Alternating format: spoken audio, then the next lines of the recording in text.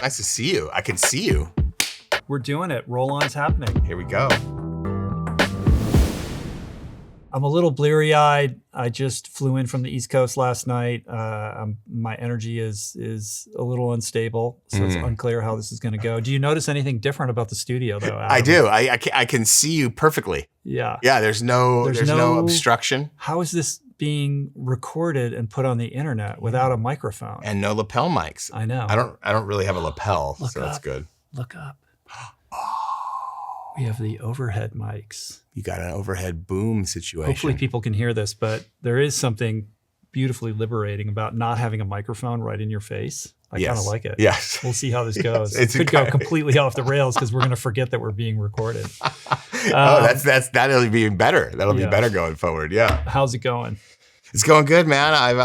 It's nice to be here. I've had this very interesting, I didn't tell you this, but for the first time, I had an Instagram post go not viral, but fungal without your help. Fungal? Meaning it burrowed into the soil underground? You know, it's like it it's reached in the its tens of tentacles thousands. far and wide, but in ways that people can't quite see it. The tens of thousands. Do you ever go to the Dodgers? You ever go to a Dodger game? I do not. You've never I have been to a Dodgers game, but not in a long time. Do you remember the guy that tosses peanuts that like used to do behind the back, and he's like very famous? Kinda. Okay. So a couple weeks ago, I was at the game and I saw him, and I was with April and her friend from Australia, Christy, and our friend from Australia. And the three of us were there, and I said, this guy's a legend. You know, I grew up going to the baseball. Like that's been part of my life for a long, long time. And I've seen this guy since I'm a little kid, and he was famous. What his thing was, he would take, at the time they were double bag wrapped paper bags, and he'd go behind the back. He'd do sky hooks. He would no look. He would go, honestly 20 rows away, and he'd be hitting you, and you just raise your hand, he'd hit you, then he'd come back around for the money later. Turns out, so I talking to him, and he's still doing it. He's 83 years old, still out there doing it. And I told his story, which is that, he was a teenager when he got the job, and the stadium opened in 62, and he's been doing it. He's only missed 1 year, and that was last year because he had a stroke, and he was 10 months in a rehab hospital, and nobody knew about it. Like, he was just kind of like buried there. And then a Dodger fan found out, word leaked out, cards kind of started trickling in, and then like then all of a sudden his room's just decked out, and it was all come back, we miss you. And that drove him through the rehab. And now he still has like a slightly uncooperative thing with his left side. He still has to kind of be mindful sometimes, but he's literally hauling this big bag of peanuts, and he's still doing it. He's still doing his thing back on the job. So I took a photo and just like told his little story, and it's been so fun seeing all the people who recognize him and just like posting on the comments. It's one of those that like people are just like tagging their friends and just talking about this guy. Oh, we love him. We get him a bobblehead, that kind of thing. So his name is Roger Owens. Amazing guy. He was super cool to talk with me a little bit there. Yeah. 83? 83. Yeah. Wow. 83, and he's still hauling peanuts. And apparently he used to do the USC games too, football. So I've been hearing from people who know him, who are friends of mine. Jessica Ritz, who we had some fun on the comments talking about like the old carnation malts, all the different things that how it used to be at the stadium. But then you see lots of older people who are like inspired by the story, just people who, this is a guy who's touched literally millions of people, right? Like this Dodger Stadium is one of LA's like power spots, right? We have our little power spots, and it's definitely one of them that unites the whole city. He's been doing it for 60 years too. So imagine how many people have passed through and experienced his thing. Right. And he's just there to deliver you some fun, a smile. He's there for the vibes. And then you put the vibe out, and I'm heartened by the fact that like a good news story, a heartwarming news story could go fungal. Totally. It's completely blown my mind. Yeah. Like I've been doing Instagram wrong this whole time. Like when I started to do it, it was like I was a Lonely Planet writer. I thought, I'll just give, it was really Instagram. Yeah. It would go up immediately. And I thought, I'm in unusual places, and I'll put like unusual photos, no caption. But now it's like, if you can You're a journalist, though. Where's the story? Right. I need to find the Roger Owenses of the world. What I like about Roger's story more than anything is it can show no matter who you are, no matter what you do, you can make a huge impact, and that's what this guy has done. amazing life. Just through doing this thing that brought him joy. Yeah. Bringing other people joy. And now you have had the joy of experiencing the dopamine hit of the internet. And you're a goner. I know. It's so weird. You're going to become a slave to it. I was going to be like, twitchy. I need a story. Well, what was weird about this one is like it had gotten its 3,000 views of the people in my world that would care a little bit about the Dodgers. And it was like, you see the interior stats and it's like 98% followers and 2% non-followers. And then I thought it was done. And then all of a sudden it just got this lift off, like the algorithm found it. Somebody reshared it or with a larger profile or whatever. And then it went from there. And so for the first time, I'm like diving into the statistics of my following, and I realize I am not killing it with Gen Z. I am not killing it with Gen Z. Stay away from that. All right. I want to keep my friend. Don't become a slave like the rest of us. I won't. But you have actually some even bigger news. I do. Yeah. It's very big. That go get it. Okay. Go get it. Tell me what it's about. Well.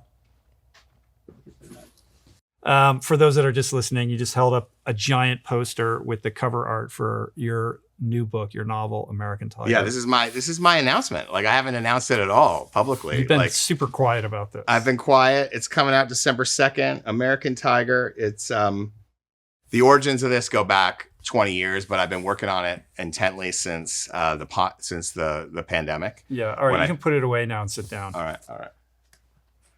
Pretty amazing. A novel. Yeah. So that's a bold move. I know. You know who John Branch is, the New York Times reporter. He writes about sports. I used to know him. We worked together a little bit, just work communications a while ago. And he's like, "What are you working on? Are you working on another book?"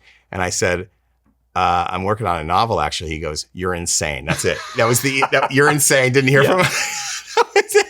Mic drop. And he was right. I was insane. It drove me insane. But, we're getting close. I'm so excited to share it. I think it's, you hear this all the time, but I do feel like it's my best work. Ever since I got into writing, I've wanted to do fiction and nonfiction. All the writers I most admire have done that. You just had Liz Gilbert on here. She's one of them. And so it's something that publishing doesn't really want you to do. So it took a while to figure out the right pathway to publication, but we found it. We're excited. And you know what? It's been great. I'm so happy to be able to announce it here. We have a pre-order campaign that's just kicking off. You can go to AmericanTigerBook.com. You can sign up to win one of 10 signed copies. So we're just getting that all rolling. You can go to the Substack, Adam Skolnick. It's .substack.com as well. Get some more info on it. And so we're just getting this whole process rolling. A lot of fun stuff lined up. And one of the best parts of it is being able to record the audiobook right here. It's pretty exciting that an actual audiobook has been recorded in this facility. It is exciting. And even more exciting that it's yours. And our guy Jason up there engineered it, right? He did, yeah. It's pretty cool. It's so we made this whole booth and everything. It was a whole process, right, to get the engineering of it correct, because it's very different than doing a podcast. Like anyone who has voiced an audiobook will know, like it's a very specific kind of way to engineer this with a different kind of software, and you need a proper booth that's soundproofed, and there's all these standards, right, before you can get approval to have it on Audible and all of these places, right? So you have to go to typically like the kind of recording the recording studios that were made for musicians, like, it's like that kind of level where you have the right door and you have the glass and all that. And so you guys put the studio together recently, and you didn't have that. You weren't graded for that. That wasn't something that was on your radar. But one of the reasons I wanted to do it here, besides just to collaborate with you guys, and because it's been so meaningful for me to do that, is that the book takes place in this, I'd say, ecosystem, because that's what it is. It's about a game warden and his daughter, and the rumors of a tiger kind of roaming around the suburbs of Los Angeles. And it's based on a true story I reported for the LA Weekly in 2005. I won't go into too much detail now about it, but the whole idea is it's rooted in Southern California. It's rooted in this ecosystem, the chaparral, the mountains, the wildlife. And so it takes place out here. And literally the wildlife crossing that's going in a couple exits down leads to, the whole idea of it is to lead wildlife from the Santa Monica Mountains to that very ecosystem that's in this book. So it's like it all fits. And for it to have come together, because it wasn't easy, like you said, we had to kind of get the booth to a certain standard and Jason was busting his ass to do it. And we managed to do it. And so that has allowed me to record it in the natural habitat, which is exciting and thrilling. And the whole thing is cool. And reading a fiction book is different than nonfiction. Like I had to learn how to be a narrator in a very different way because I had the success with the others. But so this has been a complete learning experience and quite wild. Yeah. I'm excited for you, man. Thanks. It's that is like such another level to write a novel. Thanks, man. Like, I can't imagine. Oh, dude, it's like 25, 26 drafts. And the thing about writing any book is that you're always in the weeds for a period of time. And that period of time could be 1 year, it could be 5 years, it could be 4 months. It depends on the scope of the project and how you're able to do it.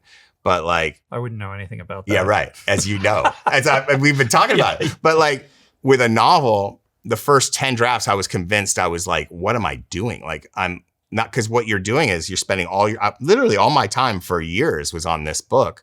And I'm like, my kid is like growing up. Like I should be earning money. Like, what am I doing? Like, so the doubt gets kicked up another level. But like all these books, you get to, the freedom comes, or not the freedom, but at least the uplift comes when you realize that what you're writing is pretty good. But that takes a long time to get there. And for fiction, it takes even longer than nonfiction, in my opinion. Well, I'm proud of you, man. Thanks. And I look forward to getting into that place at some point in my life. You're getting there. We'll see. You're going to get there. Awesome, man. So AmericanTigerBook.com. AmericanTigerBook.com.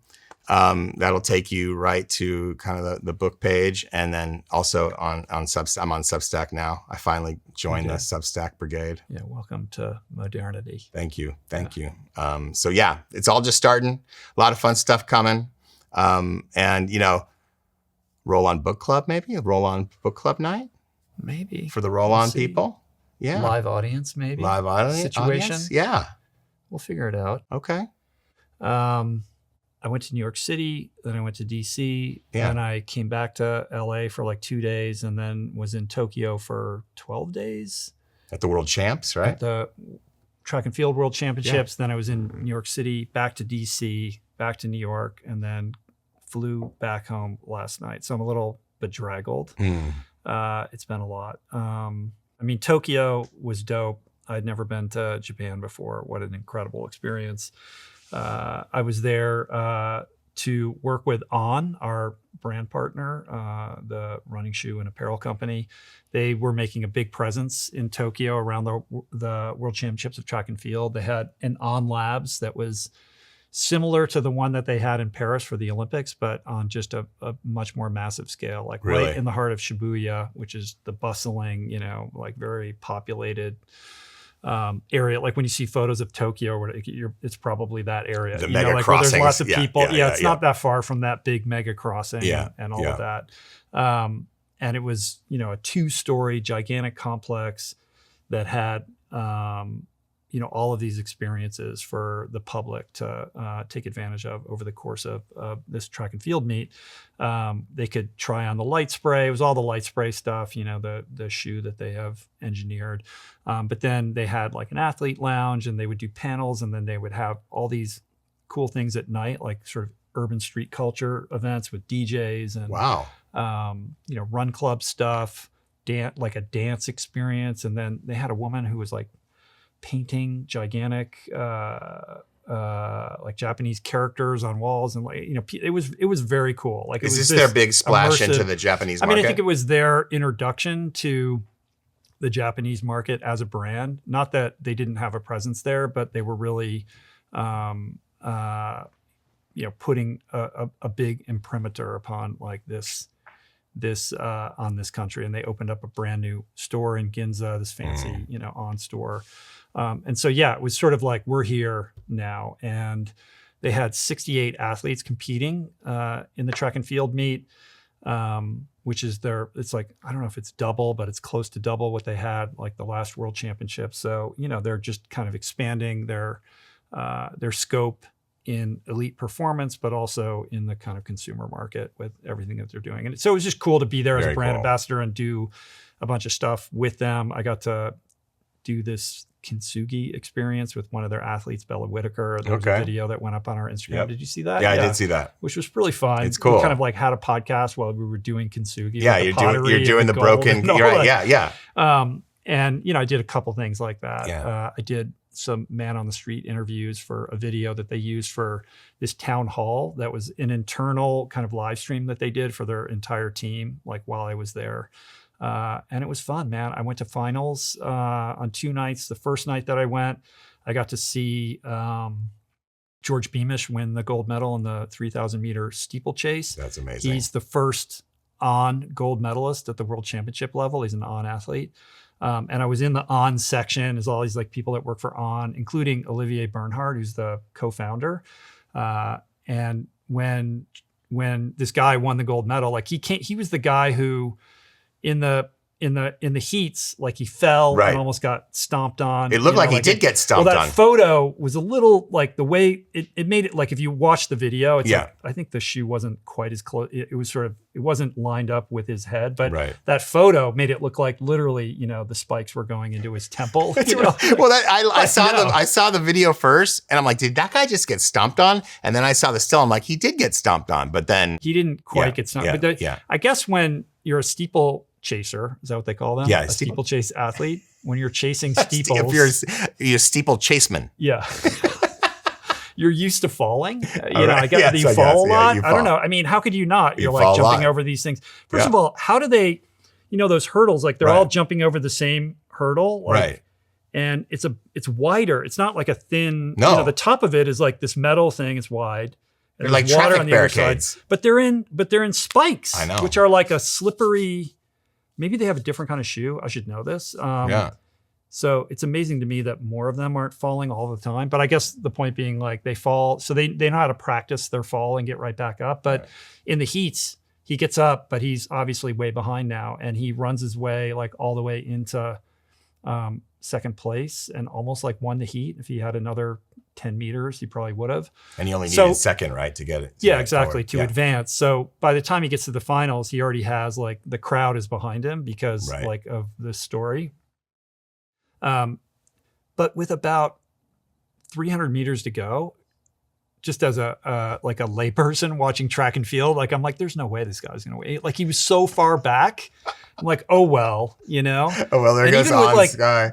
200 meters, it was like, there's no way, And then this guy's kick was so insane. Like he just literally flicked a switch and just passed everyone and like won to victory. It was like crazy. I've never seen anything like that. That's awesome. But the on section obviously goes insane. Yeah. And Olivier, he was like a kid in a candy store. Like he's so excited. It's their first gold medal.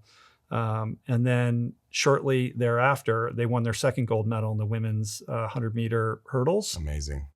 This athlete Dita, who won that, and Olivier's like, it took 15 years for us to win our first world championship gold medal and like 15 minutes to win our second one. That's how it works, right? Just the way it works, right? Good metaphor. But what was cool was that he was like a little kid. He was so excited, and even after the finals were over and we're kind of in the stadium, in the hallway trying to exit, he's like taking photos of the team and he's like jumping up and down. And it was a moment, like a sweet moment, in this brand that has grown so much and now has this global presence, but still is this newcomer, Yeah, they're not Nike, they're not, they haven't been around. Like they had 68 athletes there, but they're still, trying to, put their stamp on this, and they were able to do that, and to be able to be there was super cool. That is cool. And I got to see Mondo break his world record in the pole vault. Which really? Great. Yeah. And is he an on guy too? No, he's not. The Swedish guy, he kind of looks like Timothy Chalamet. Do you remember him from the Olympics? Everyone loves this guy. Yes. Well, the great thing about him is that he's so much better than everyone else. Right. But he gets like a bonus payment every time he breaks the world record. So he has no incentive to break it by a wide margin. Right. So once a year or whatever, like he'll just, it gets to the point where it's like, 1 centimeter higher than it was the year before, and he easily clears it, So he's just going to keep doing that, I guess, instead of just, he could put it up probably I don't know, quite a bit more. It's interesting. Anyway, I wonder how it was fun to see the pole vault technology has changed. Like the pole, I wonder if it's more bendy, if it's I don't know. Yeah. I don't know. Yeah, I don't know anything about that. I mean, obviously the training is advanced and the apparel and the shoes and the gear. I don't know about the pole though. What about this light spray? So is the idea that the light spray is the place you'd go to get a shoe that's custom right for an event, and then, or is it No, okay. It's not. It could be that one day. They have the technology for that, but essentially it's just this robot arm that can create an upper for a shoe in 3 minutes, and it adheres to the sole without any glues, and it's just one ingredient, this microfiber. And it revolutionizes the supply chain of shoe manufacturing, because most running shoes are comprised of, something like, 80 to 100 different pieces. And those things are shipped from all over the world and require, human interaction in order to finally assemble them. Right. And this removes all of that. And so the ecological, the carbon footprint is obviously much lower. And you can have these robots all over the world. So you don't have to, you remove the need to ship massive volumes of shoes. But it's still in its early days. It's not even available for retail yet, but they have some of their elite athletes are wearing them in competition. Okay. So not all of them, but plenty of them are. So they're being tested and they're developed in cooperation with the athletes to make sure that they're getting the best product. And it's kind of an amazing innovation, actually. And so there's a story behind it. And so the On Labs, and part of my role is to kind of help tell that story the same way that I did in Paris. The shoe without a footprint. The shoe. Oh, that's good. That's That's good. Hey, yeah. What's up? You can have that one. That one's free. That one's free. Do you want a job in marketing, in advertising? You know what? I'm a novelist. I obviously need a job. Oh God, yeah, that's right. That's true. Yeah. And Tokyo was just fantastic. I said in the intro to another podcast recently, I kind of rehashed that experience, but we did get a chance to hang out with Craig Maud. Right. Oh my God, that's awesome. For a day, and he took us on a walking tour through, through a couple different neighborhoods, and we had an authentic experience, and that was pretty cool. I mean, that's amazing. Yeah. I love that podcast. I want to meet that guy, but it would be so amazing just to do one walk with him, and, just through any town in Japan. And it was fantastic. Yeah. Because he knows every little nook and cranny, and he has stories about everything. And he took us into this omakase coffee experience that was, one of the most, high, kind of high level experiences you could imagine. And it was just this tiny little place. You would walk right by it and not know. That was cool. We went to see his friend's apartment. He's friends with this young kid who is an artist who just graduated from art school, or maybe still in art school anyway. And he just moved out of his house and had his own apartment. So we thought we saw an authentic young person's apartment in Japan, which tiny. Is essentially, a tiny room, but he was so happy, and it was fantastic. That's cool. What about the food? What about the food for you? Was it challenging at all for a plant-based? There's a lot of vegan places now, actually. I guess that's pretty new. It hasn't always been the case. Historically, it's pretty difficult to eat plant-based there because fish is in everything, and fish sauce and stuff like that. Right. Wasn't that big of a problem. We had some great experiences and some misses, because Julie and I were walking around and we're like, let's try this place. And, it's not every place is, going to be amazing. But it was super fun. I loved it. It solves for so many problems that we experience in America, just the congeniality of people and the respect and the dignity and the, the care, the sort of care, that everyone takes for each other, and also for for their occupation, like whether they're cleaning the public bathrooms or they're a taxi cab driver or whatever. Like it was very evident, like that is like a cultural thing that we don't have here, which was super nice. Yeah. And I loved it. And it was a lot different than I expected in certain ways, having been programmed my entire life to believe that like all of Tokyo is so crowded, you can't move around, and everyone's smoking all the time. And it's not like that. Certainly there are crowded areas, but I found it to be incredibly livable and rather delightful. Man, I've only spent nights there, like at different times. Because when I used to do the Indonesia beat a lot, I would go back and forth through Japan, and there was like a flight you could take LAX to Bali or Jakarta. That it would basically, Japan Airlines just made you stay the night, and they'd put you up in a Narita hotel, which is kind of far from the city, but you could take the bullet train into the city. You're there in an hour and you just go have fun. And a couple of times I spent 2 nights there just like in Tokyo, but that's all I've ever done. You got to go back. I got to go back and do it properly. I got friends over there, man. Back. I got like the free divers. Oh, that's right. I got the free divers over there. Big free diving community. There is. They're fabulous. We're brought to you today by Seed. I have hosted so many microbiome experts on the show over the years, and the more I learn about this very complex aspect of our physiology, the more fascinating it becomes to me. But there is one thing that is simple. A happy gut is the foundation for a happy body and a happy life. And to get there requires care, it requires intention, it requires a daily gut health promoting ritual that, for me, begins with Seed's DSO1. 2-in-1 probiotic and prebiotic formulated with 24 strains that are clinically studied and proven to survive the digestive journey. It's been shown to increase good gut bacteria by 400%, but it goes beyond just the gut. DSO1 supports your whole body. It's formulated to reduce abdominal bloating and intermittent constipation in as little as 2 weeks. And I can attest to noticing personal improvements in my digestion, in my energy levels, and overall gut comfort. So go to seed.com/richroll and use the code richroll20 for 20% off your first month of DSO1.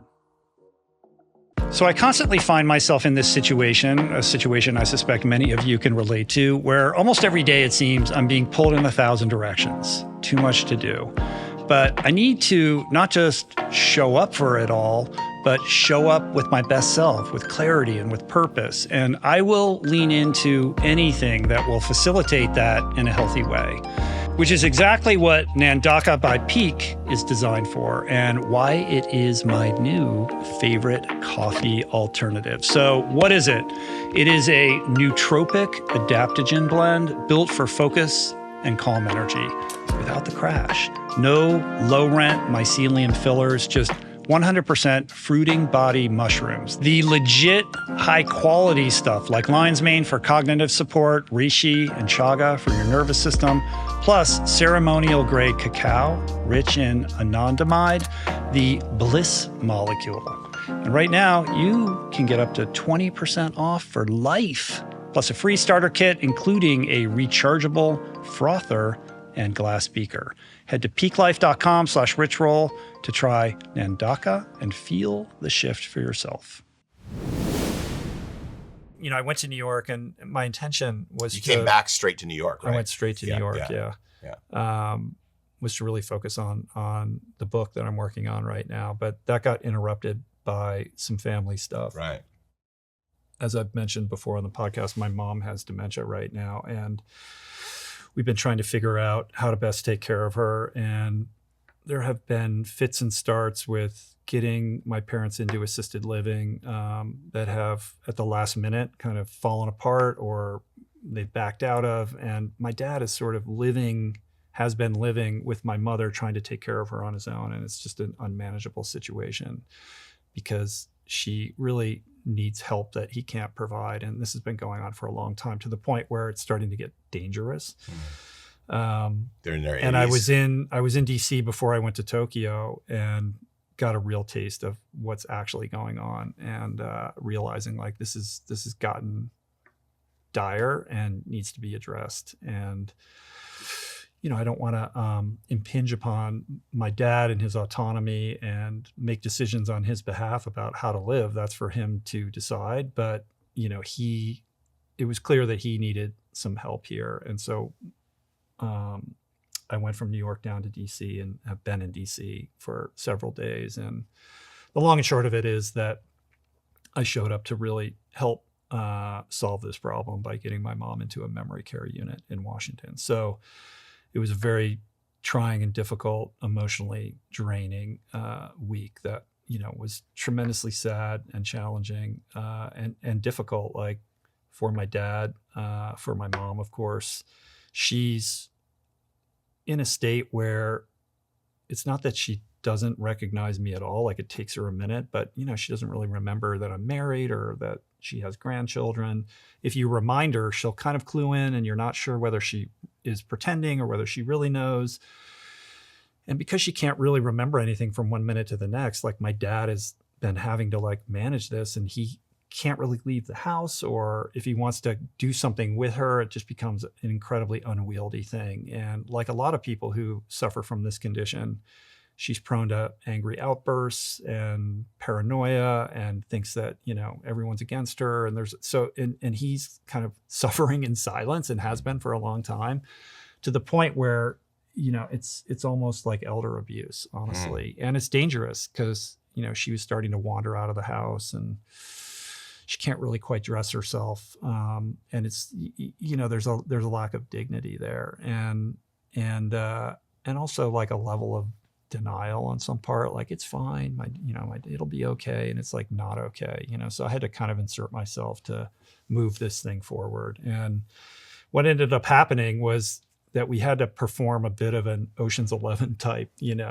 heist to get my mom out of the house and into this place. And it was not easy, and it was extremely, extremely difficult and draining. And so I'm kind of in the midst of a hangover from that experience. And as sad as it really was the right thing for her, because she needed to be looked after in a way that like none of us are equipped to.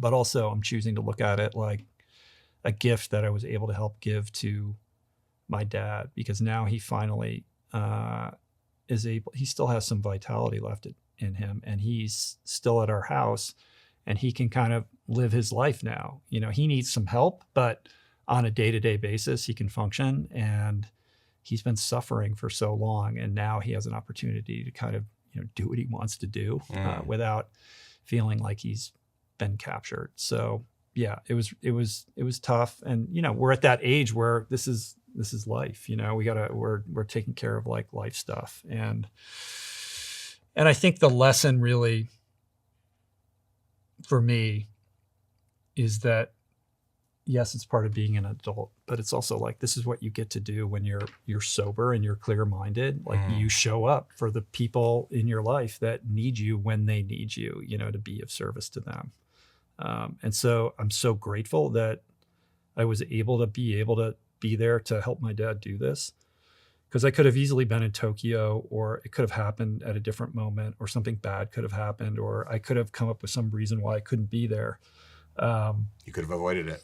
I could have avoided it, or circumstances could have been that I couldn't be there or whatever, but actually I could. And so I was there, and I'm really, as difficult as it was and as inconvenient and like, disrupted like this entire experience that I was supposed to be having. Like, this is what you do when you're a sober person. And I feel really good about that and very grateful that I could be of service in that way and to help my dad reclaim his life, and also be of service to my sister who lives there and is kind of dealing with it on the front lines on the daily, so she's the one who's burdened with it while I'm out in Los Angeles, like doing what I want to do. Right. So it's nice to be able to show up for that. They're in their 80s, right? Mid 80s. Yeah. My dad is only maybe a year older than the Peanuts guy at the Dodgers stadium, And my mom's a couple of years younger, and they've been together like over 60 years. I mean, they've been together since high school. Must have been so hard for your dad. I mean, it seems like your dad and your sister are there, but they weren't going to be able to get to cross the finish line with this thing, and you came in. I mean, do you want to talk about like your relationship with them over time and how that complicates this even more? Yeah, and I how mean, my relationship with my dad is quite good, and this experience has brought us closer together. Meaning, just the experience of him trying to manage my mom over the last couple of years. So I would say that our relationship is better than it's ever been. My relationship with my mother has always been difficult and challenging, and just fraught. You know, she's somebody who was never able to kind of see me for me. And I want to respect her privacy in some regard. So I don't know how detailed I want to get about it, but it's been a painful relationship with her for many years. And I've been trying, like, I've been on this journey to try to find a way to have more compassion and unconditional love for her. Because I have a lot of resentment and anger about my emotional needs not being met. And it's crazy, like, to be like, I'm almost 59 years old, you know, to like be like thinking about these things, you know, but I bring it up because I think so much of the dynamic under which I was raised by her continues to impact like my relationships as an adult, like in the way that I interact with my wife and my kids. And because I've hosted so many experts in psychology and early childhood trauma and addiction on the podcast for so many years, I have a hypersensitivity or a hyper awareness around the psychological issues at play. And I'm so determined to like heal them so that I don't feel this way about my mom, and I can be liberated from patterns that inhibit my ability to experience more intimacy with my wife or to parent my kids in the healthiest way possible, right? So I think it is important. I think part of our job as parents is to interrupt unhealthy generational patterns so that we don't pass them on to our kids. I feel like that's a really important part of the job. And that's what I've been trying to do. But being with her in her demented state where she's reverted, you know, into more of a childlike state of mind, has allowed me to do that. While also at the same time, part of the dementia is just her more unfiltered, you know, so I get a really clear picture. It's like, oh, this is what she's always thought. Right. You know, that's interesting. Right. You weren't imagining Maybe she it. never liked me. Yeah, right. You know? Man. You know, it's Yeah. like this experience. Can't I was like imagine that. trying to help her all day, and it was so difficult. And she's so combative and doesn't want to be around me. Like my presence antagonizes her. And I remember going to bed that night, and I was like, my mom doesn't love me. Right. He's like a grown ass man. You know what I mean? But you know, it's interesting. Like if you trigger her and she triggers, like, I wonder how much of it is like competitive fire, like that you have, like that you got you to the place, you know, because like if you look at it, just because we've been talking and about, you know, we've been working on this other thing, and I'm understanding you a lot more, and I'm seeing like the aloneness that brings when you're not sure if your mother is approve or even likes you, you know, like that's an aloneness there that is going to hover, and it takes work. That's what the sobriety, to bring up the sobriety, I think it plugs in right there, because that's the beginning of, you know, you getting sober is the beginning of you looking inside, right, and figuring out where the broken bits are, and so I just wonder, like, you think about it, like, here's someone who's kind of competing with you in some weird way, diabolical way, which is not healthy, and she shouldn't be doing that. But like, what, you know, you just think about these generations, and this is not to degrade her in any way, because it's with compassion. Like, you think of generations of women who didn't have the options that to be living and still not a fully equal society. I'm not trying to say it is, but there's much more opportunity now. And so you wonder how much of that played into the misery that people ended up in, and then take it out on their family or their loved ones. It's I think that's an astute observation. Yeah. I would say that the competition aspect, that's probably more with my dad. Like, Okay. I'll see my dad, you know, saying things where I'm like, oh, he's trying to compete with me, Yeah. Whereas like all I've ever wanted is his approval, like all these things that I've done in the world are solely for the purpose of him saying, good job, I love you, and never quite getting it, No. But with my mom. You should have gone to Harvard, Rich. Yeah, I'm constantly reminded of that to this day. It's hilarious. But with my mom, I think the armchair psychologist in me, if I had to diagnose her, I would diagnose her thusly. This is a person who grew up in a household where her mom was a depressive shut-in. This is a person I know almost nothing about. Like no one in the family talks about her. My mom never talks about her. My dad barely brings her up. But essentially, my mother didn't have a mother, There was something going on in terms of mental health with her mom, but this was a person who was checked out, right? So my mom never learned how to mother because she didn't have a mother to model it for her. And I would imagine that must have had a significant impact on her ability to give and receive intimacy, right? Because she didn't get it herself. To nurture, yeah. But she had an older brother and a father that I presume she became close with out of necessity. I know that she revered both of these people. Her dad, who I'm named after, and he's the guy who I talk about in Finding Ultra that was captain of the University of Michigan swim team and nearly made the Olympics and was an American record holder in swimming. It's like this crazy story in ways that like my life sort of, mirrored his. Anyway, he passed away from a heart attack when I think he was 56, and she was in college. And I know that was a traumatic experience for her. And then her older brother died in a tragic car accident. He was a lawyer. He was 40 years old in Grand Rapids. And I think he was coming home from a business trip or something like that. I know he had a 280Z, a Datsun 280Z. And I think it was a collision with a semi, like a 18-wheeler. Anyway, I remember vividly when he died, the grief that my mother experienced. It was just, something that I'll never forget. And I probably was like, I couldn't have been older than maybe 7 or something, maybe 8 or something like that. But I remember her just being inconsolable and like apoplectic from the loss. And she never sought or received help. So she suffered these 2 losses. She didn't have a mother. And so what do? Like she compartmentalized it.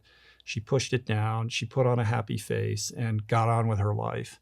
But what you resist persists, of course. And so, her pain, I think over time manifested in fear, like this fear that the world is an unsafe place. And if you care about people, they're going to abandon you and you're going to get hurt. So be careful who you, become connected to, because then you're vulnerable. And, she probably protected herself by not allowing herself to feel too close to anybody, while also having this control impulse, like wanting to make sure that the world was safe for her children.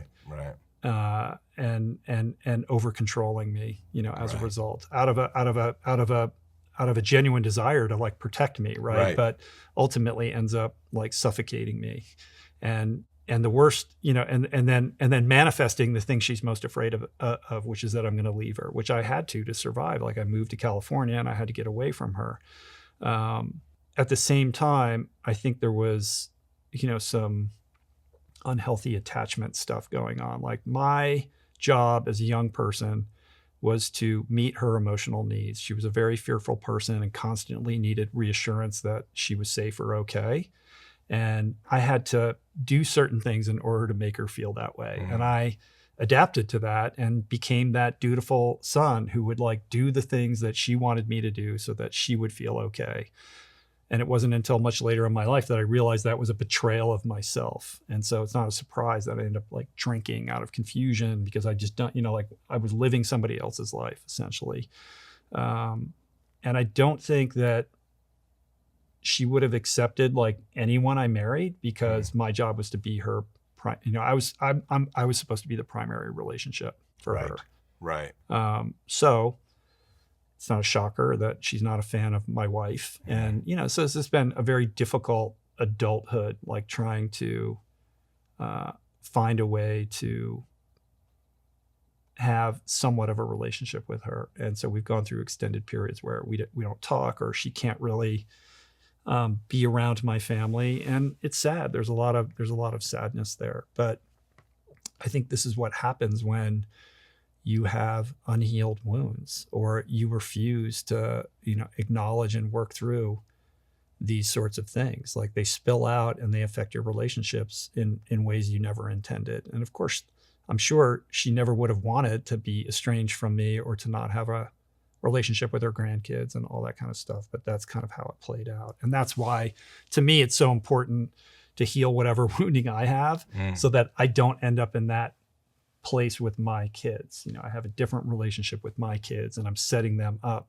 for healthy relationships in their own lives. So that's, occupies a lot of my headspace these days, and going to DC and just being in her presence, like in this unfiltered state where I'm seeing her behave in an unbridled way, like the clarity. I was like, oh my God, like I can see it so clearly now, like where she's coming from and what she really thinks of me and how that has impacted me, like doing the math on that equation, which was liberating, but also painful while I'm trying to get her into this facility where she doesn't really want to go. Like, this is somebody who won't go to the doctor. She's living in such denial. Like, it's in the same way that she denied her grief and her pain.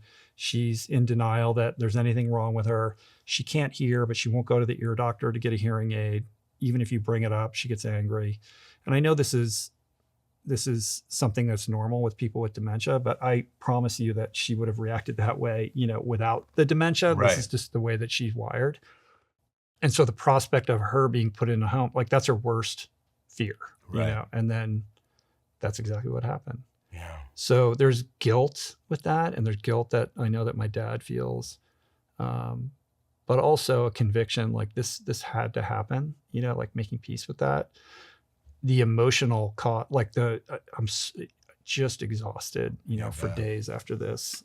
So it's been very difficult. I'm sorry, man. So, but this is adulthood, man. It is, it's real. My parents are 81 and 79. And so you kind of, we're not there, obviously, but it's,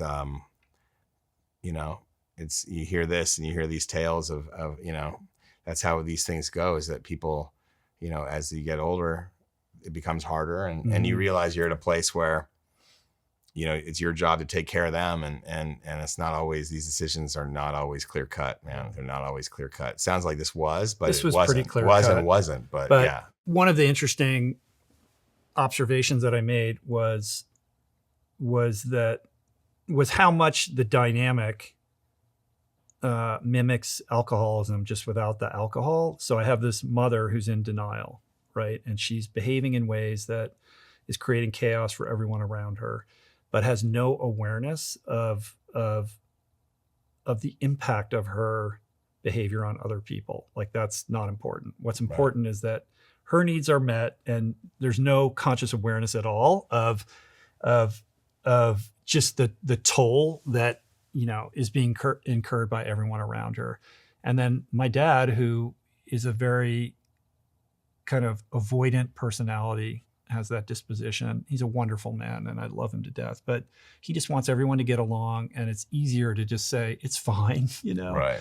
and avoid like the hard conversations or confronting reality. And so you could say that he's codependent in that behavior as an enabler, and that's perpetuated this situation going on much longer than it would have otherwise. And I'm like, wow, this is just like an alcoholic relationship, like, the same way as somebody who would be married to somebody who's using drugs, right? And they're like trying to like make it okay, but suffering, and the addict's behavior is like causing chaos for everyone around them. Crazy. Which is kind of an amazing thing. But on the unconditional love tip, like, I just do this conscious meditation, like before I go to see her every time. And I'm like, just, it's just unconditional. Everything is like, just your response to everything is just more love, just more love. Like, this is what the Dalai Lama, is talking about. Right. And it's like, Can I practice this when all of my buttons are getting pushed because she installed them? Can I be non-reactive and do the contrary action, which is just more love for everything. And so she could say the most outrageous thing, and I'm like, I love you, Mom. And I kiss her on the forehead, which makes her very uncomfortable, you know? Right. She's and that's the only way to liberate yourself from all of this, is to transcend it, because there's no possibility for reconciliation, right? So it becomes about your relationship with yourself and the dynamic, not some understanding that you're going to come to with this person that you have such a challenging relationship with. Yeah, you have to make peace within yourself with the circumstance. I agree. I mean, the only thing I can think of is, you know, my grandfather abused me, and when I was first dealing with all that, like when I first kind of started telling people about it in my family, like he ended up having a stroke like a week after, and then was in a hospital, and then was, you know, it was like, I had the opportunity to go see him, but I was like, I didn't feel like that was right to confront a sick man in his hospital bed like that. How old were you when that happened? I probably was like 27, 28. Mm-hmm. You know, I got some advice from Guru Singh, who was like, you know, write it all out and tear it like letter by letter, and, you know, have a ritual with it. And he's like, his thing was, you don't have to have these gnarly confrontations, because the confrontation is within yourself and your relationship to the story and what happened. Mm-hmm. And, you know, because I got advice from some people, you should go have the big confrontation. Yeah. But he was like, but that's not, I'm kind of more like your dad. Like, that's not really in my nature to confront people like that. Like, also, it's not going to get you anywhere. No, it doesn't solve the problem. You're going to want this person to give you something they can't give you. And they're like, stroke aside. Right. They're just, either way, it's never going to work. Right. Mm-hmm. Like, that's the problem we're all in as a society now, is that like, we want to get something out of this, but you're never going to get what you want out of the confrontation. So, or very rarely. So, so I did that kind of, I developed my own relationship to it, which has been good over time. But like, I mean, obviously this is a very different situation. I didn't mean to commandeer it, but my brain went there to like, you have to, because your mom isn't in a capacity to where you can have an honest discussion and try to unpack these things for both of you and for her as she gets older, so she can kind of see things more clearly and at least understand you. That would understand never herself. happen. But even if she was even if she was in full capacity, there's no possibility right. for that being successful. Right. So it's about you and the story and your relationship to it. Yeah. Which is wild, man. Heavy stuff, dude. You know, when you told me about this, I was thinking one thing I want to bring up. It's kind of just not to make light of it, but you were saying how nice this place was, because my memories of really nice. these places are usually. My dad found this great place. Like, it's expensive, you know, but it's like in terms of like what a facility like this could be. Like, I'm telling you, I can't imagine there's a nicer version of it. In the old days, like, it doesn't matter how much you spend, it smells horrible in there. It's like, it's really depressing. And then the same is true with dorms. Dorms now are like MTV Real World level. So like, somehow these kinds of weird institutional. Is that true? I don't know anything about dorms. Yeah, dorms have gotten nicer at colleges because they're trying to recruit. So dorms and then assisted living facilities, they're getting some bling. It's not as, you know, hostels too. Hostels are like all the places that were like hellholes that you had to kind of go through at some point in your life are becoming like, I don't know, dialed up. That's got to be a good thing, isn't it? Yeah, I think I'm all for that kind of gentrification. It's good. So you're like bummed that you can't go to Indonesia and have, what was that? The beach that Leonardo DiCaprio Thailand, goes and he's in the hostel. No, the other day I was thinking about, like, you were saying these people that work there, how amazing it is that they choose to do this with their life. These people are incredible. The level of patience that they have to to just be in the presence of these people all day long and manage them. Like, God bless these people, man. Yeah. And it's kind of amazing watching them, because someone will get agitated and they just know how to like gently, you know, navigate them. And, you know, change the subject. They were telling me, they're like, it's a lot like improv. It's like yes-anding people. Oh, it's fine here. We'll just go over here. Yeah, that we'll take care of that in a minute, you know. And then, you know, the mind resets every, you know, minute or so or whatever. So they forget whatever was agitating them. But it's just this recursive process, Yes, you know, and and just, it's so draining and exhausting to be around. And these people have elected this to be their job, their vocation, you know, like it takes a certain special kind of person to do that kind of work. No doubt. So, and I'm grateful for these people because I know that they're, you know, like my mom is in good hands with them. So if they're listening, thank you. Thank you. Thank you, folks. Anyway.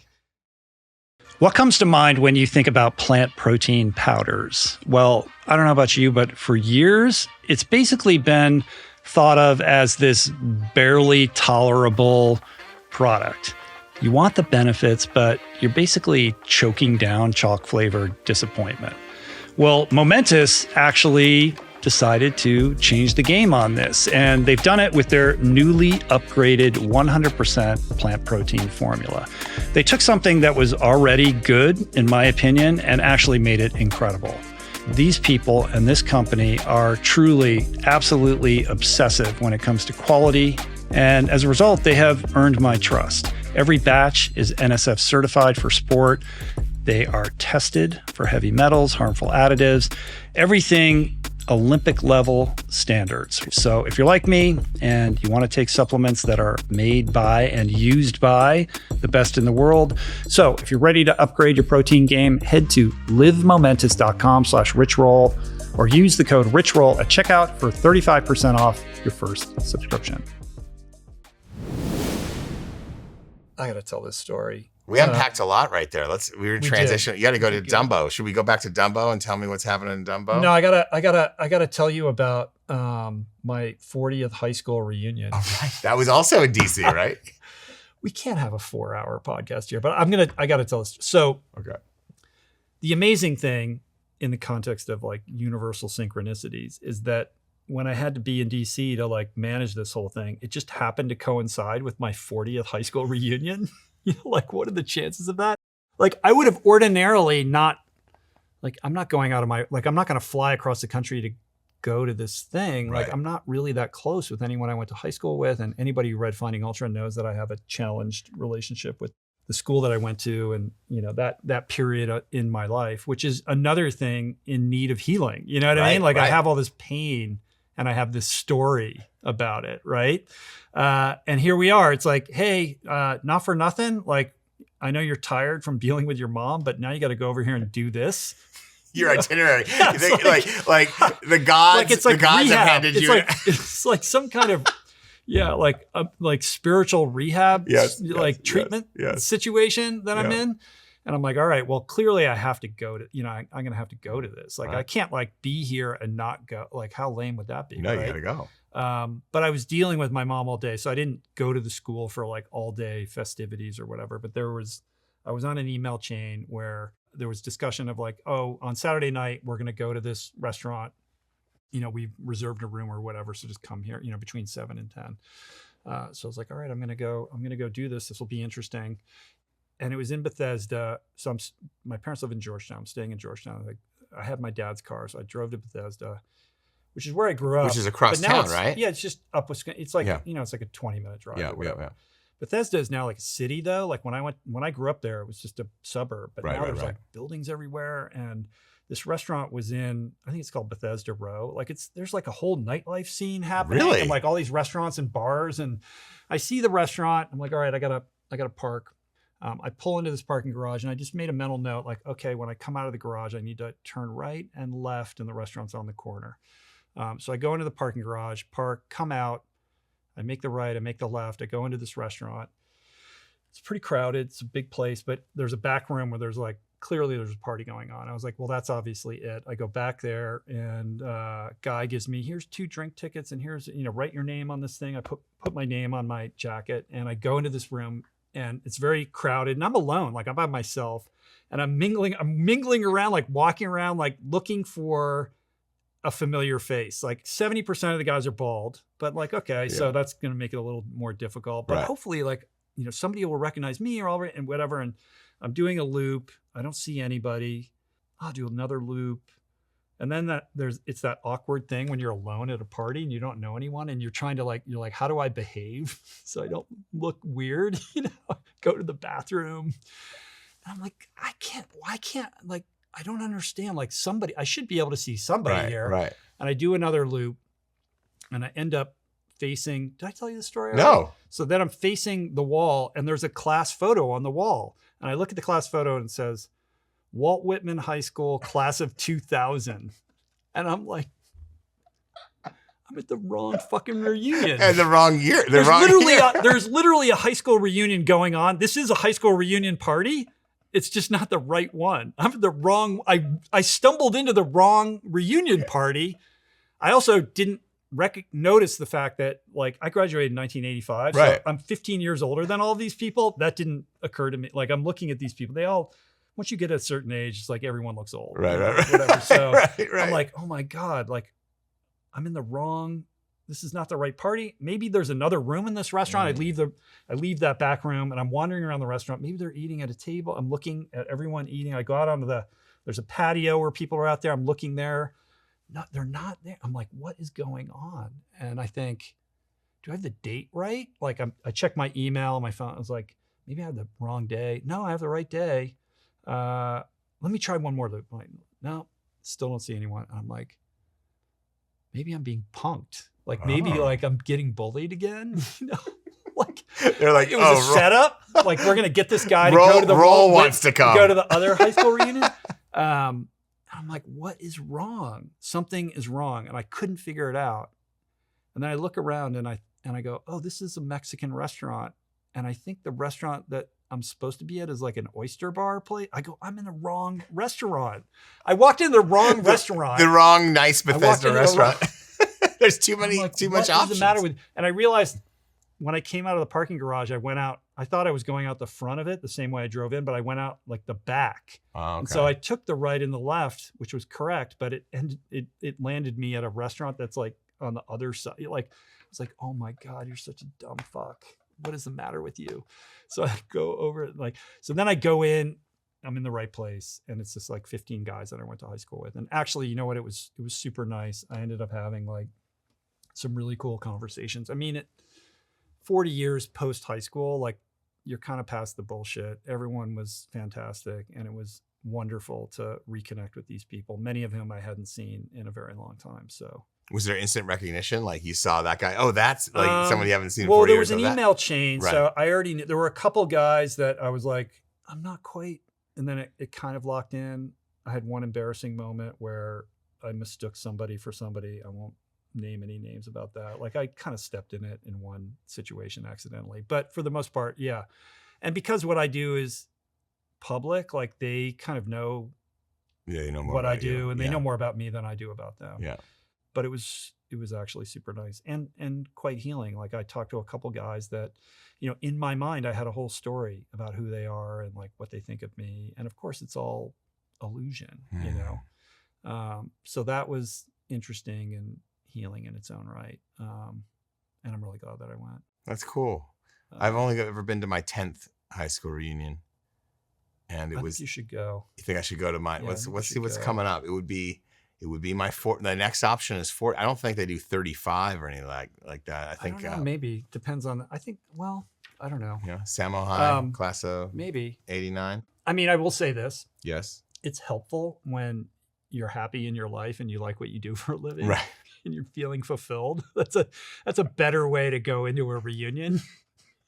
Then I went to my 10th reunion. No, I don't know. I don't know how you felt, but I'm just saying, that's like, how I felt. For me, like, Opposite. I'm like, I feel good about my life. Like, I don't, you know, I imagine a lot of people, the prospect of going to a reunion, like if you're not happy with your life or you feel like, you know, maybe you're not living the life that you wish you were, or thought you could be, like, then the idea of showing up at an event like that is challenging. I bet it is. I mean, when my 10th reunion, I wasn't necessarily on the track that I wanted to be on.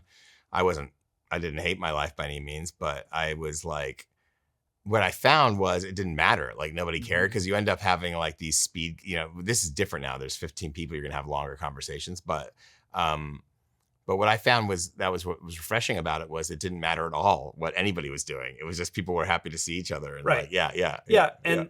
And the conversations that I had with these guys, it had nothing to do with like, what do you do for a living? Of course or whatever. not. It's just like your kids and like, you right. know, like, you guys were like no one cares anymore. No. Like, so it's like the lessons with my mom in memory care are about showing up, sobriety, service. And the lessons with this are like, not dissimilar. Like you show up, right? You show up and you realize whatever your bullshit story is, like I guarantee you it's unfounded for the most part. Right. And you know, unless you show up, you can't be surprised and you know, experience closeness. Like I just had Katie Couric in here earlier today, and we had this amazing conversation for 2 hours. And at the end of it, I said something like, you know, what is your advice, or what have you learned over your like 40 years of like talking to every amazing person in the world and having this storied career? And basically her answer was, you know, happiness is about your relationships. It's about your closeness with the people you care about, and the people that are happiest and live the longest, obviously like a Blue Zones thing, like are the people who really, foster and cultivate and care for their friendships and their relationships. And I feel like this reunion thing was a way of me beginning the process of not just reconciling my past, but also, you know, reaching out to people that I have a lot of history with and realizing that there's more connective tissue there and shared experience than you realize. And I left just feeling better about myself because I just felt more connected rather than disconnected from this formative experience in my life. So the lesson is like show up, you know, and don't be avoidant, you know, like my dad, like, you know, walk towards the thing that makes you uncomfortable. And that's the only way that you can grow, but also be disabused of whatever narrative you have in your mind about what it means. It's so interesting because, like, if you think about it, as kids, it's basically all a science experiment. Like, all of life is just this weird science experiment. You're like, you know, we're sending Zuma to a certain school. We like the school, but he doesn't have any choice in the matter. Like he's just being put into a bag and shaken up with the other ones that have been chosen. It's like, and that's what happened with you and your classmates. It's like you got sent to a place and you had this weird experience, and it was all a science experiment. And now at the end, you come out and you're like, whoa, it was weird to be subjects in that experiment. What was that like for you? And then you can have this connection. Like ultimately, the stories I think that you're talking about when we get into stories about what our life was like and all the, you know, our dramas and our relationships and how people see us, all those stories are like these fake separators, when in reality, like we have almost everything in common with every human being. You know, we have almost everything in common. And well, let's focus on like that one thing that I remember right, 40 years ago. Right. Yeah. And part of it is that we've been subject to this bizarre science experiment called life, right? And we're like, and our reactions to it are probably more similar than different. So it's interesting. And we're mad at all these people who just didn't know any better, you know? Because the truth is, the older you get, you realize no one knows anything. No. And like all, you know, when you're young, you think like adults they've got things under control, and then you get older and you're like, no one really knows what they're doing at all. Pretty much. And like that, nothing freaks me out more than someone who thinks they know what's going on. Right. Yeah. There's a lot of, I heard there's a few people like that on the internet. Yes. Have you discovered that? On the internet, or like, they know what to do. This will solve the problem. Yeah. Anyway, man. Yeah. So, yes, I encourage you to go to your next high school reunion. I don't know what your high school experience was like, but you seem like a guy who probably, if I had to guess, you were a guy who knew how to get along with all the different kinds of groups. You weren't really in any one clique, but you could maneuver, like you could hang with the athletes and then hang out with the potheads, because you have a certain like ease about yourself, and not necessarily class clown, but like a disposition that allowed you to like maybe not be like a super popular kid, but like a kid that like everyone was cool having around. I feel seen. Is it? Was that accurate? That is accurate. Really? That's That's pretty good. That is Maybe accurate. I should be a psychologist. That is accurate. That is accurate. I don't know how, like, I definitely wasn't in the popular crowd, but I wasn't like, I was one of those boundary walkers. I've been like that boundary walker type person my whole life, but also went to Santa Monica. You could go show up at any of the parties and it was cool. Yeah, I could go to the parties, but I also often would rather not. But like the Samo High was different because it was so big. It was like 3,000 kids or something, like 700 kids per class. So it wasn't like one of those right out of like, central casting kind of places where there's the losers and the jocks and all that. It wasn't like that at all. There was a lot of room for anonymity. And so there was a lot of us kind of that had little pockets and that kind of crossed over in different places. So I think that was one of the healthy things about Samo. We didn't have like the big bully culture. And I'm sure some people had horrible experiences that I wasn't aware of, but it was you didn't have to get, you could avoid a lot of conflict if you wanted. It was just a big spot. But you're right in the sense that I had friends in different groups, and you're 100% right. All I know about Santa Monica High School is from stories that guys like Charlie Sheen and Rob Lowe and like Sean Penn, like they, all these guys that became huge actors, Robert Downey Jr., like they were all classmates at Samo. Did Rob Lowe go there? Around the same time. It was Sean Penn and it was Charlie Sheen and Estevez. Was Rob Lowe there too? Rob Lowe is the best storyteller amongst them from the whole Brat Pack era. Okay. He even does like a one-man show where he tours and he just like tells the craziest stories about those years from high school, into the St. Elmo's fire, like when they were like the Brat Pack and that whole thing. He's very good at that. Like they're really compelling, but there's something, there was something special about Samo High at that period of time because literally it gave birth to like, basically a whole generation of Hollywood. Yeah, it's crazy, huh? Because Malibu was there and Malibu wasn't, Malibu was coming. Wasn't a thing. Did you watch the Charlie Sheen Netflix documentary? I did. Yeah. I've only watched the first episode of it. I couldn't stop watching it. It's so interesting that they had all that Super 8 footage of them being kids running around Point Doom. Because Point Doom, now it's like super fancy. So Point Doom, for people who don't know, is a neighborhood in Malibu that is very fancy. Lots of fancy houses. Well, Point Doom is like that rock. It's the promontory. So it's like promontory. It sticks out, and there's these beaches there, and if you live there, you get a key, and you can go and open this gate, and you have access to these beaches where, you go down there, and it's like crazy who you would see, but it's just that's for people that live there. It's not open to the public. Right. But it had always been a working class neighborhood until, I don't know, a couple decades ago. Trancas. Maybe like 30 years ago or something like Trancas that. too, yeah. Yeah, Trancas too. Yeah. And so Martin Sheen raises his kids on Point Doom, and it was just, feral kids running around, riding bikes. And in the case of Charlie Sheen and his brother Emilio Estevez, they had this Super 8 camera, and they were just making little movies themselves, and they had all this footage in that show. But Rob Lowe's around, Sean Penn's around, Chris Penn. Yep. Yes.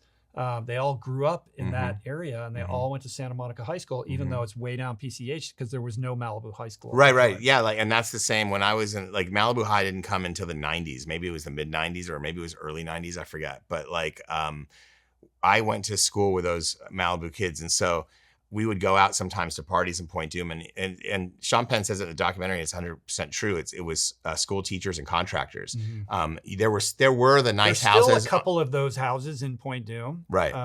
But they're like few and far between now because most of the, those houses get raised, and then mansions get built. And the same was true with the Palisades. We talked about in the Palisades fire. There was that same thing. So it was a different era because in the old days, the money wanted to stay closer to LA, and like Beverly Hills was kind of the focal point. Who wanted to go up to Malibu? Like there was nothing going on up there. Right. And so, and I think, I don't know the reason that Martin Sheen chose it, but I know he's really deeply connected to that like Catholic Sarah retreat. Oh, Sarah retreat. Yeah. So I don't know if that was he deeply Catholic way back then? I don't know. I kind of feel like he's been religious or something, but I'm speaking out of turn because I don't know. Yeah. But I know that's a kind of place that I know he's been known to go there in recent years. And so maybe that was something, but yeah. So you see the Super 8. I always love that. Like these documentaries that can find that footage, like that Charlie Sheen was making movies with Emilio Estevez, they're like kids. when they were kids, and their rivalry that they had. And like, Yeah.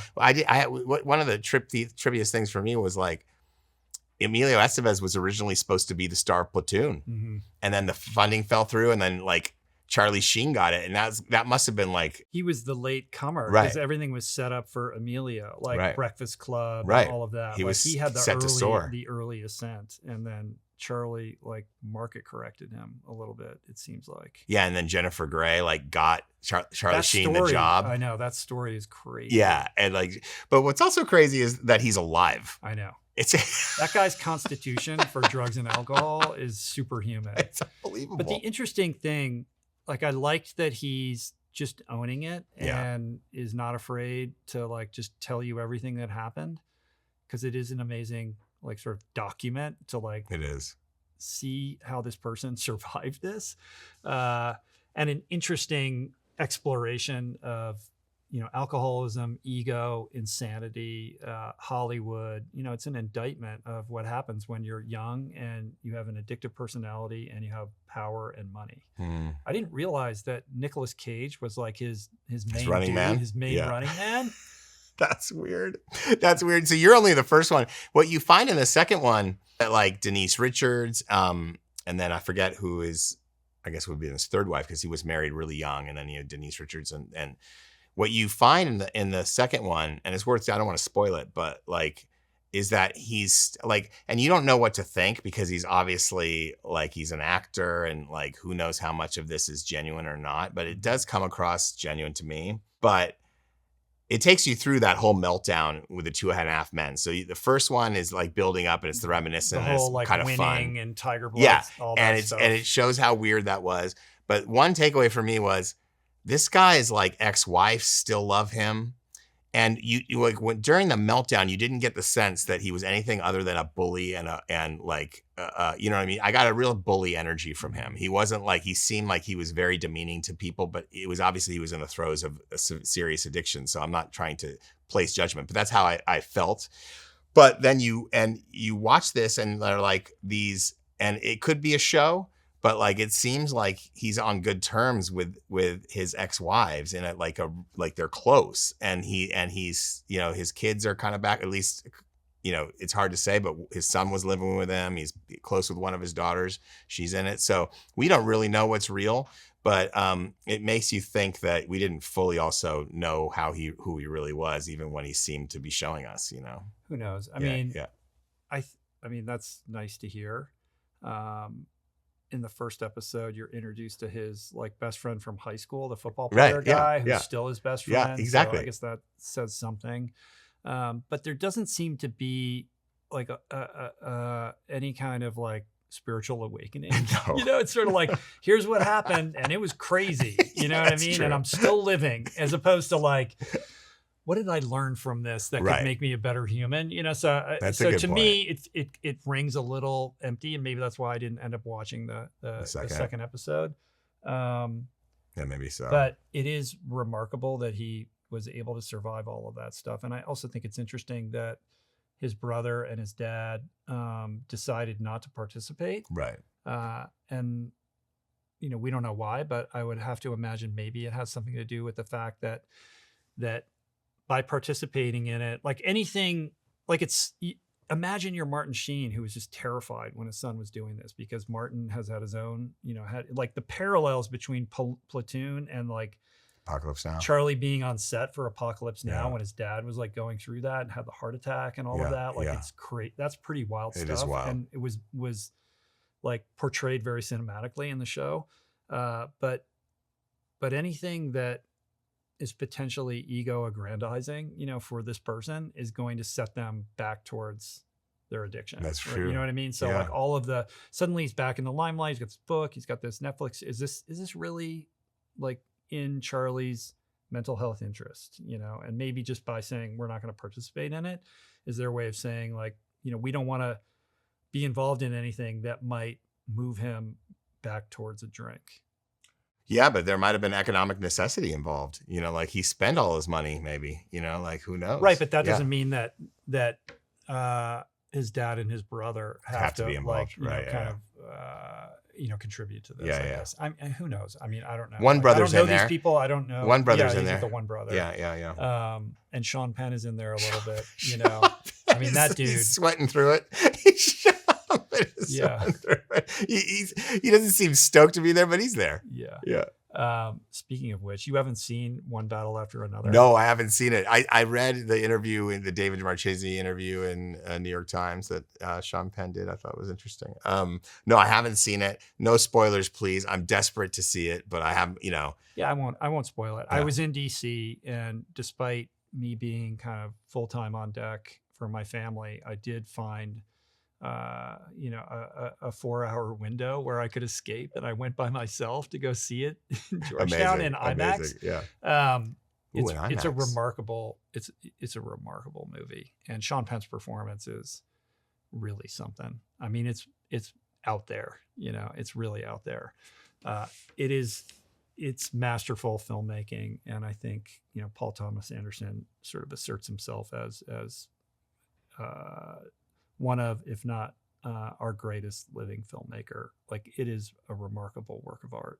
I can't wait to and see an it. achievement, and you're gonna love it. Try to see it in IMAX.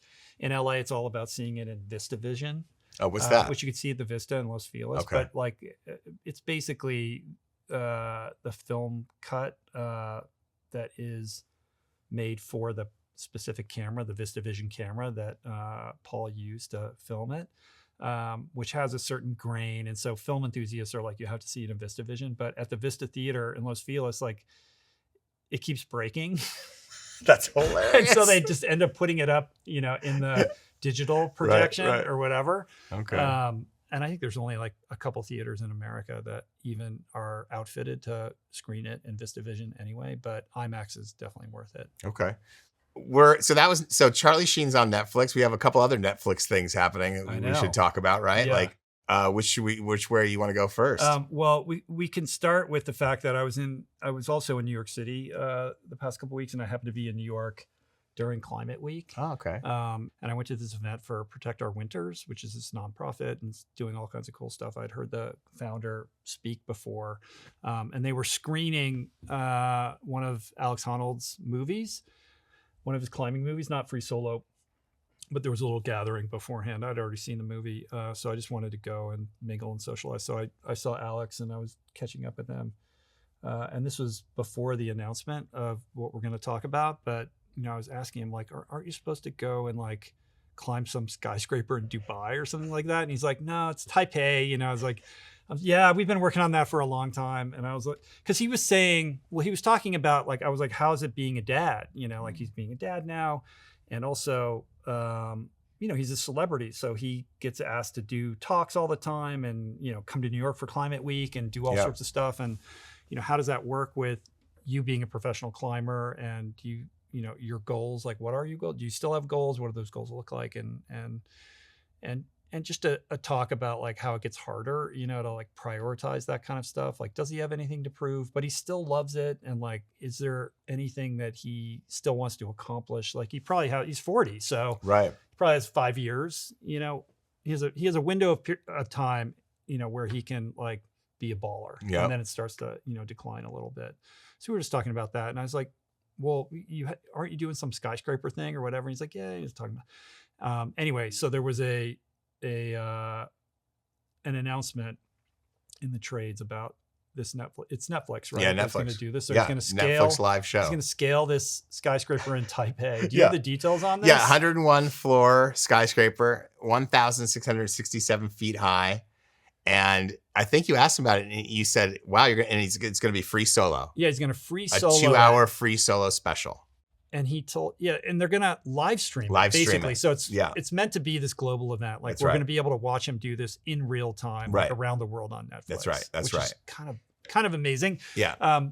According to him, assuming it's not raining or, like crazy windy or whatever, he seems to think this is not that big of a deal. He always says that. Yeah. He's like, it's pretty basic. It's easier than you think. It's easier than it looks.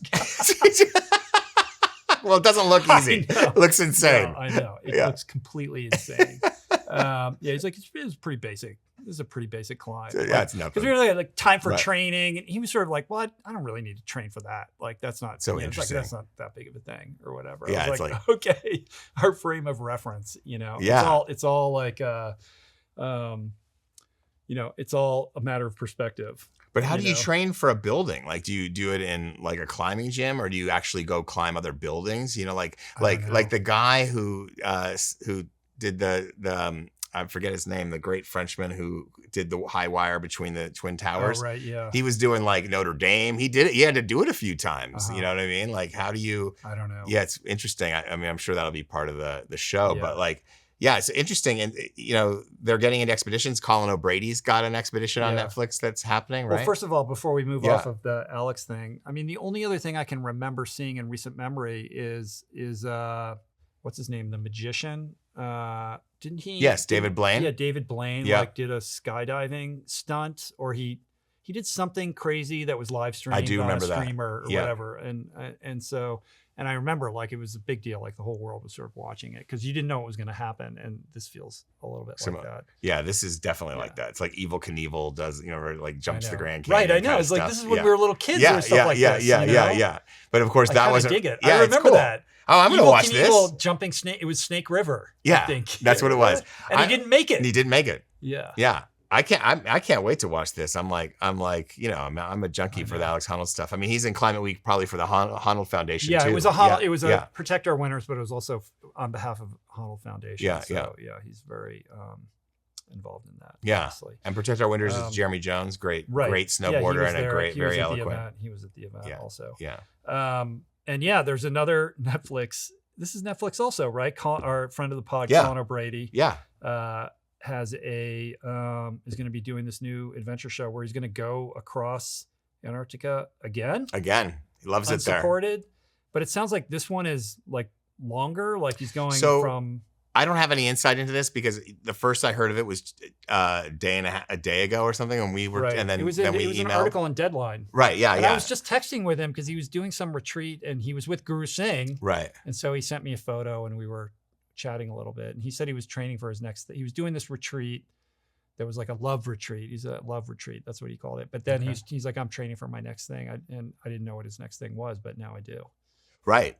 Well, the only thing I can think of is after he did the Antarctica race against Lou Rudd in 2018, finishing in like I think New Year's Eve was like, or whatever, it was like shortly. I think it was almost on New Year's Eve when he finished. I have to go back and look at those stories. But for people that don't know, like you were covering that for the New York Times. That's right. And it was like this multicolor, like it was a big splashy kind of ongoing story that you were covering. Yeah, I covered it periodically. I was talking to Lou and Colin while they were out there on their satellite phones. I was messaging with them, and Colin was, the whole thing. Colin brought me in as hey, can we, would you be interested in a story? And so kind of he tipped me off early.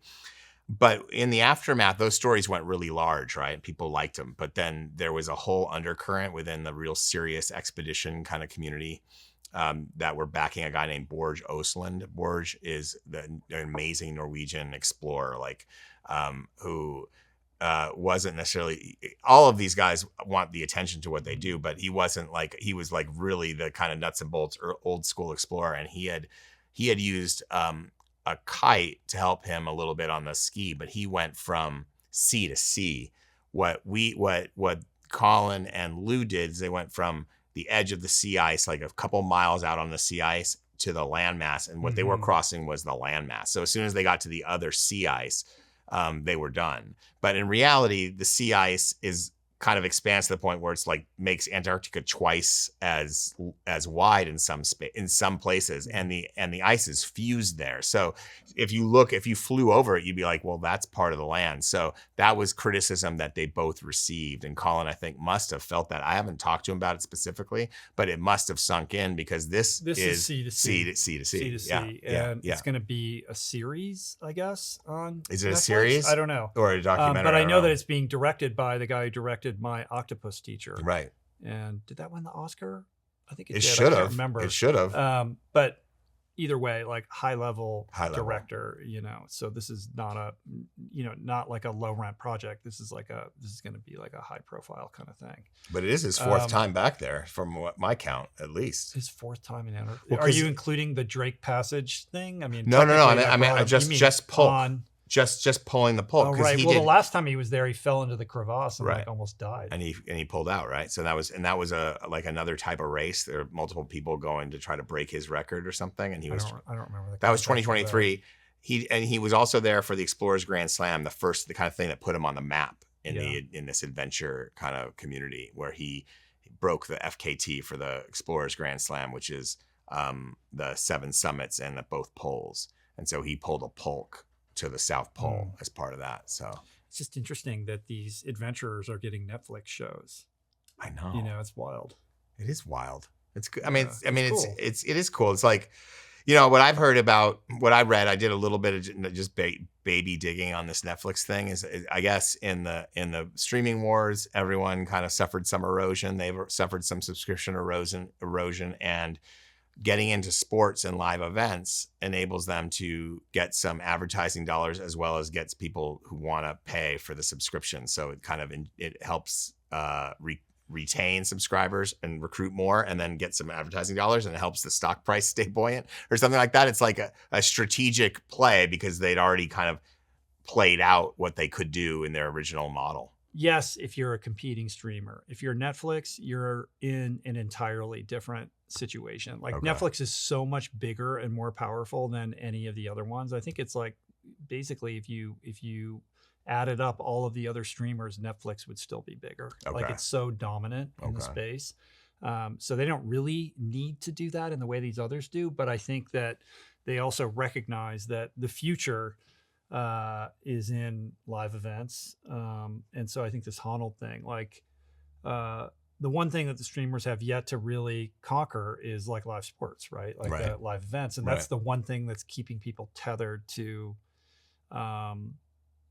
cable boxes. Right. Because you're not going to be, I mean, you can like stream sports on, but it's not the same, it's not the same experience. So anyway, all of that's super interesting. Well, they're doing it. I mean, Amazon Prime has football. NBA is going to be on a couple of the streamers. So yeah, I think so. It's shifting. Wasn't there some of those deals? I don't know. I should, listen to The Town, that podcast. They'll tell you everything. Yeah, like I don't know. They'll tell you everything. I'm not like steeped in that. I know there's like a lot of deals going on right now in that space, but I'm no expert at that. Amazing. I think we should wrap this up. Is there anything final you want to say? Well, we should congratulate the Norwegians on their sweep in Nice. Casper, Gustav, and Christian. Casper Storns. He won, because usually you don't hear about him as much as Gustav and Christian. Coming into this was the Nice World Championship, like Ironman World Championship. In Nice, which happened when I was in Tokyo at the World Championships, and Gustav and Christian are both On athletes. So obviously, everyone at On was pretty excited about those guys going 2-3. It's amazing. Well, I mean, Christian coming in was absolutely dominant. Like absolutely dominant. He'd won, I think, 3 starts in a row, 2 full Ironmans, and 1 the half Ironman championships he won. And Gustav has had a harder kind of comeback trail. His mother passed away. I think he had an injury or something like that. And it was unclear like if he was going to be back in form, but he just absolutely crushed. He crushed. And so they were all kind of together at one point, and I guess Storns won 7:51:39, and he was their training partner, right? Yeah. Like they trained, all 3 of those guys trained together. It's nice to see. It's not in Norway. This not under the tropical sun somewhere. No, they travel a lot. No, they're in Spain a lot, I think, to train and stuff. But like the what's interesting is you turned me on to that their their data-driven approach, and that became a New York Times story that I did. Then you wrote an article about that, right? And this became, but it's amazing to see it continue, because that was a while ago, right?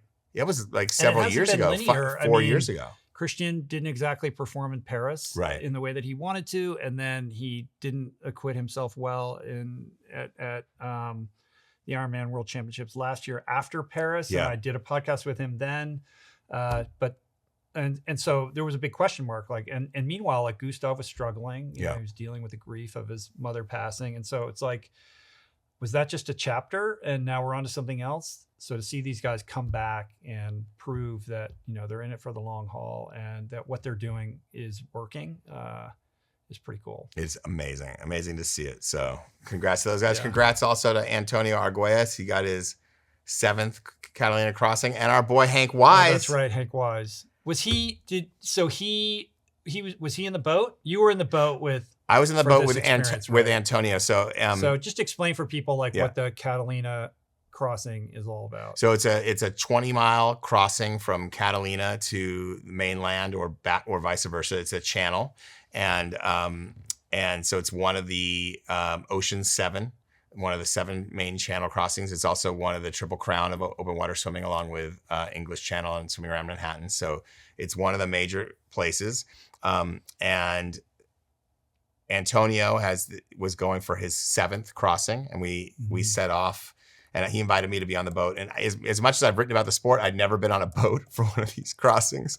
And so I had to go. I wanted to experience it. And also on the boat were Stephen Munatones, who we all know, who's like a long time open water swimmer and open water swim booster. And he's sort of like the man in charge of storytelling. Like he sort of lords over open water swimming as the person who champions it and is writing about it and telling stories and doing it. And he's, he won SCAR one year. He's instrumental in helping get it in the Olympics. He invited Diana Nyad. It was the first time Diana and Antonio. So she was in the boat with She was in the boat. They had dinner like a couple days before, and then she came on the boat, and she was a blast. I mean, so you were hanging out with Diana Nyad like on the boat for the. Yeah, I'd heard so many, people tell these horrible stories about this person, and even watching the movie, you get the sense that it's not really her. It's like the movie. I enjoyed the movie a lot. I'm not criticizing the movie, but it was like she seemed much more serious, and she was a lot of fun. I mean, she was a good time. I mostly hung out with Diana. Cool. That was most of the time. And so Hank was on the boat or not? Sorry. So Hank came with Munatones to say hello to Antonio, and then, we took a picture. I told you that, he Hank said was texting me. I was in the middle of, I owe him a phone call. Yeah. But anyway, go ahead. But he, your Hank former Wise, teammate. So Hank Wise was my teammate at Stanford. Yeah. And he's one of the most interesting, hilarious, and cool, unique people you're ever going to meet. Yes. And like me, he didn't exactly become a star on the Stanford swimming team. But he really found his groove in open water swimming later in life. And he holds the record for the Catalina crossing. Did you know that? I didn't know I just that. Looked it up. Yeah, 7 hours, 55 minutes in 2018. That's amazing. He's the fastest guy to ever cross from Catalina to Los Angeles. That's incredible. Yeah. I didn't know that. He still holds it. And I think he did a swim shortly after that swim, like he went and did it again. I don't know what he did or whatever, but he's still out there getting after it. No, he just did it. He swam from Terranea Resort, so from Palos Verdes to Catalina. So he went the opposite. Oh, he went the opposite. And he did it in 8 hours and like 9 minutes or something at 60 years. I mean, it's like that's incredible. He's probably 57, 6 or something like that. Okay. Yeah, he was a couple years younger than me. Okay. But I've known Hank since he was, 17, 18 years old. He's a great follow on Instagram if you find him. He's hilarious. Great. And he's got a little mustache, and it's basically cooking videos for the most part. Plant-based. He's plant-based, Yep. So do the math. Fastest guy to ever swim the Catalina Channel, plant-based, and he's 50, he's my age. And he's a swim coach. And he's a swim coach, yeah. I know. I mean, he's a great guy. It was fun to meet him. He is an amazing, amazing person. Yeah. So shout out Hank and shout out Antonio. Yeah, man. Cool, man. Well, I think that's a good place to put it. Okay. We had other stuff on here, but we're not here to exhaust the audience, are we, Adam? No, I've been told. Still here. I'm exhausted. I'm pretty exhausted. Maybe. No. Hey, it's good to see you, man. You too, man. Yeah. Hey, maybe we'll do this again sometime. Let's do it. All right. Peace out.